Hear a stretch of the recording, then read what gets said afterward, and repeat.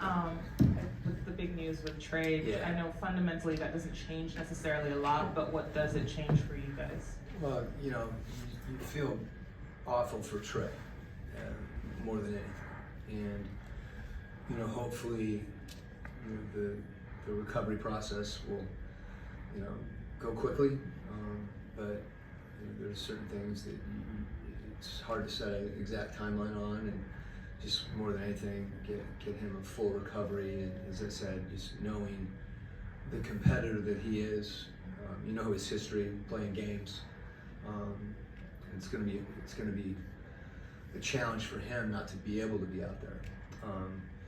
And then, I've said it before. This is, because of the timing and his role in our team.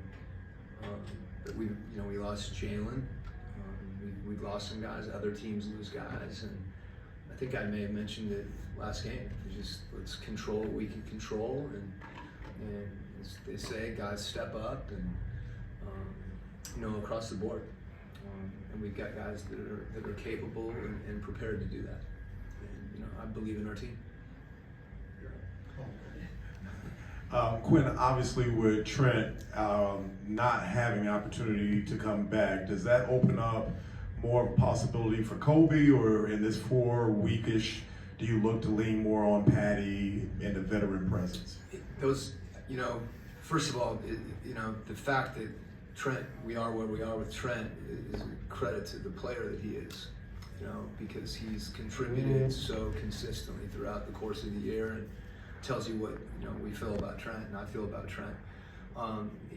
It's hard to answer that question on the front end. Obviously, Kobe will get there's minutes that we need guys to play and play well. Patty's played well for us every time he's played. We've been fortunate that Trent's done that as well, and it's interesting. The position that Kobe's in right now is why we have a D-League team, because he's had an opportunity to play and compete. And granted, playing in Greensboro against the Swarm is different than playing against Orlando tonight. But nonetheless, those reps, are invaluable, and want him to play defense and compete, and be instinctive, and we'll compete as a group. Is it fair to say you've had a lot of injuries? Is this the biggest hole to fill? It's the current hole. I think the way that we play, you have to adapt. And that happened when we lost Jalen. We've had Bruno step up, losing O, and we have to have. We mentioned Kobe and Patty. Obviously, we know what DJ can do. We've played without guys before, so. As I said, I don't want to wallow in anything. That's not the way that I believe that you approach these things. Is Bogdanovich the 5th starter now? You guys want me to like plan out the rest of the year? There's a good chance that Bogey will start tonight, but that's also. That's where things are fluid. They really are. We've played Jalen some at the 5. You kind of have to figure out, I think, as it's going. We lose if Bogey starts, we lose his punch off the bench. Do you want Bogey stabilizing the second unit? There's a lot of things that go into it, and I think we'll approach it that way. But if you were trying to get a starting lineup out of me, you got it. Yeah. At least with a little bit of a hedge, right? Quick pivot, Bruno in the last game and even before then, energy and just how he stepped up. Can you elaborate a little bit how you've seen him come in and be able to give you more productive minutes when he's been able to have them? Well, I think, it's why we tell players to keep working and stay ready. And we've had a number of our guys that they're individually improving. I think you see that. If you've watched our team, watched guys individually at the beginning of this year, last year, there's some guys getting better, and you don't always get a chance to see that until the opportunity comes.